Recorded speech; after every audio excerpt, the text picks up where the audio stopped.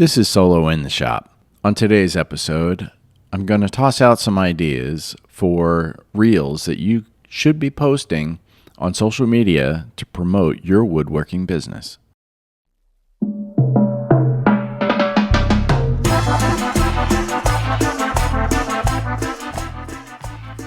Whether you are a hobbyist, weekend warrior, making commissions for friends and family, or already a full-time maker, if you are solo in your shop, this is the show for you. I'm Ronald Lowe's, the host of Solo in the Shop, a woodworking podcast discussing everything from current projects, tools and techniques, decisions around running a small business, and much more. So if you frequently find yourself alone and covered in sawdust, follow my journey and we can be solo in the shop together.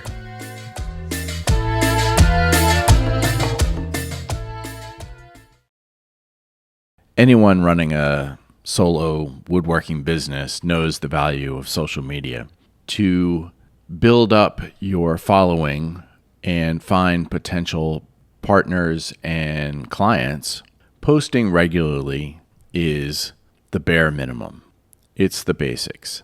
So sometimes you're not sure what you want to post. And I have a few suggestions, and I'm just going to share those and talk about why you might want to post these and what you can do to promote engagement. The first thing I'm thinking about are the behind the scenes reels, showing wood selection all the way through the final product. And you would highlight the significant steps. Now, nobody wants to watch you sanding a piece of furniture for an hour. So focus on the unique and interesting aspects of the build, and don't be afraid to use the fast forward, time lapse, and be cognizant of the sound quality. Speeding up a saw or a router can be very piercing. There's a couple ways to address that. Obviously, you can silence it, put music over it. That's usually what I go to. The other thing you can do is, before you speed it up, separate the audio track and then speed up the video, but keep the audio track at its normal speed. It actually looks really cool and has the normal sound and works very well. And you can still get away with only showing 2 or 3 seconds of that. To drive engagement on the behind the scenes reels, ask your audience to guess what the final product will be when you are picking the wood. When you're doing material selection, what do you think this will be? Maybe you split these reels up into multiple steps, a before and an after, or a before, a during, and an after.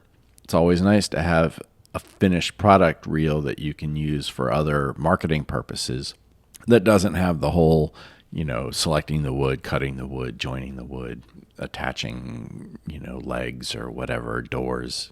But encourage viewers to guess what the product's going to be based on what kind of wood you're getting, how much wood you're getting, things like that. Another idea for reels is kind of the tips and tricks.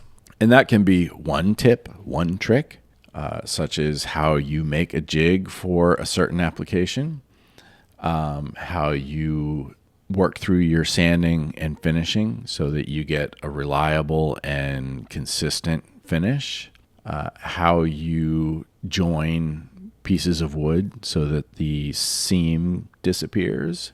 It can also be several related tips and tricks all together, like 5 different ways to use clamps that you haven't thought of. And then encourage the followers to share their own tips and ask them to demonstrate their techniques and get the conversation going, right? You don't want to just be the teacher. You want to start a conversation about tips and tricks in the woodshop. The next kind of reel that I like are customer stories. And this is really highlighting a project that was made for a specific customer maybe share some background on the customer and why they needed the piece, what they were asking for, what features were important to them, and what was their inspiration. Was there a theme? Was there a room that needed updating? What was the story behind the piece? Because stories sell, and people like to see the beginning of the story and the resolution of the story. And then for engagement, you can ask woodworkers what they would have done. And for customers, you can ask, what kind of piece would you love to have made for you? This pulls out and encourages people to think about, what do I need? What would I change in my home if I had unlimited budget, or if I had the motivation to actually pull the trigger and say, I've had enough of this rickety old thing. I'm going to throw it out and start again. Things like that get comments and get people thinking about what would they do. And these are kind of the open-ended questions you need to ask to draw people out. Another real idea is the tool spotlight. And I've done that with the Shaper Origin. I've done it with the Domino, different techniques with that. Even I made one that did really well with like a plastic template for rounding corners with a flush trim bit. Very popular video. I've done the same with creating wooden plugs so that I could cover up screw holes and kind of have those holes disappear in the furniture. Very popular. And the engagement option there is to either ask for woodworkers to share their favorite tools or do a poll. Say, which tool do you think is most important in your shop? And encourage people to participate in that kind of story. The last, obviously, is going to be the before and after transformation.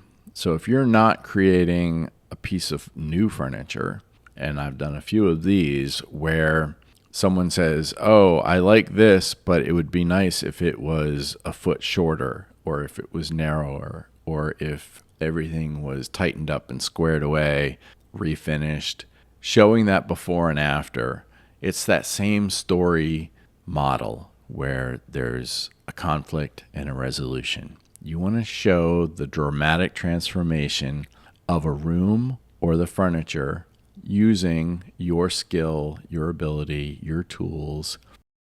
You can, if you have the room, it's great if you can get either photos or video of both before and after. This is what the room looked like when I picked up the piece, and this is what the room looked like after I had done my work, delivered the new piece, and made this amazing transformation. And then obviously encourage viewers to share their own transformation story.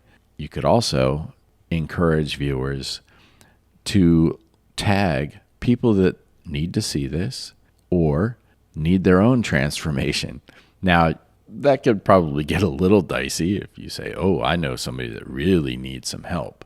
But, there's these businesses that do organization, storage, solutions, and, whether it's a hoarder or just somebody who just has too much stuff and too much clutter, those are very popular.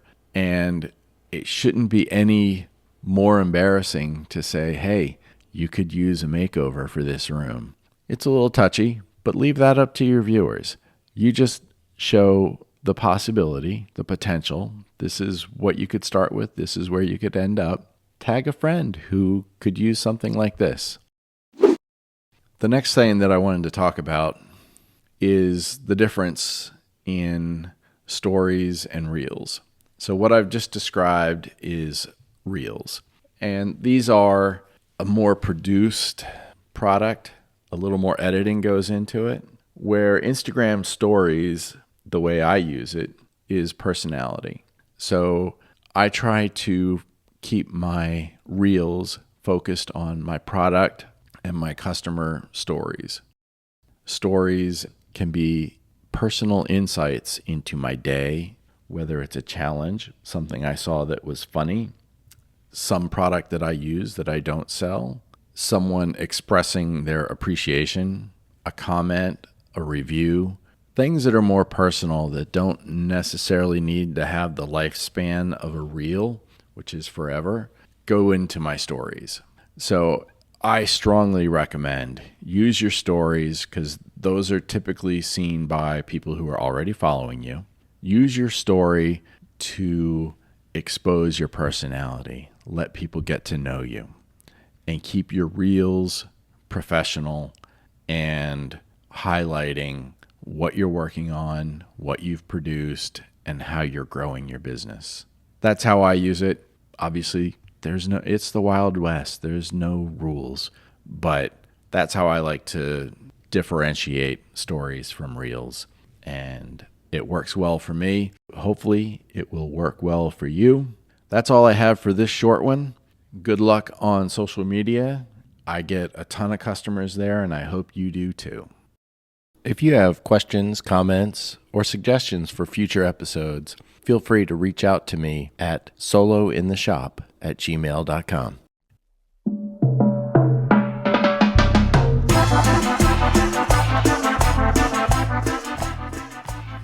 Thank you for listening to today's episode.